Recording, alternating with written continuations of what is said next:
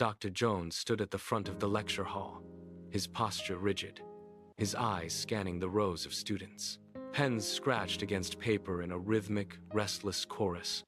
He tapped the screen sharply, the sound echoing against the high ceiling.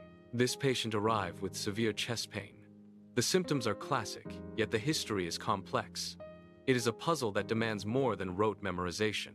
He paused, letting the silence settle over the room like a physical weight.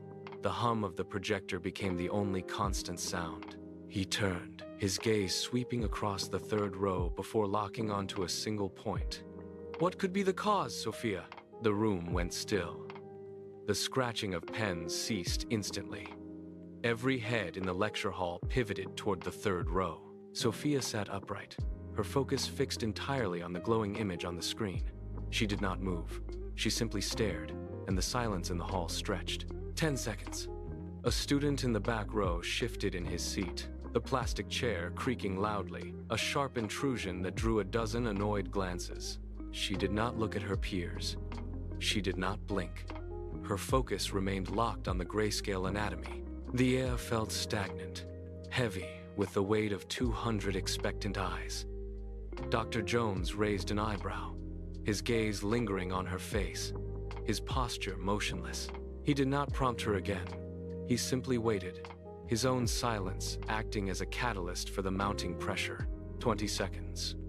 The hum of the projector seemed to grow louder, a relentless drone that vibrated against the skin. Sophia did not flinch. Her eyes remained glued to the X-ray, her pupils fixed on the subtle shadow near the patient's heart. He did not look away. He did not check his watch. He simply waited, his silence becoming a physical barrier between them. Finally, he stepped forward, the movement sudden and deliberate. "What happened, Sophia?" His voice cut through the stagnant air, crisp and demanding. "Is the diagnosis eluding you?" Sophia blinked, the sudden movement breaking the trance.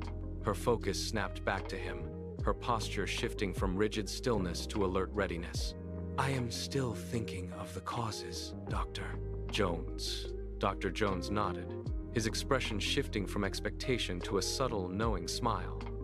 "Ah, interesting. Because I am quite sure I heard some noises," he added, his tone sharpening, cutting through the stillness. "I heard the faint sound of gears turning in your head. So now, I know you are actually thinking." The tension that had gripped the room for minutes snapped instantly. A ripple of laughter moved through the rows. The laughter faded into the steady, rhythmic scratching of pens against paper. Dr. Jones stood by the screen, his posture relaxed but his eyes sharp.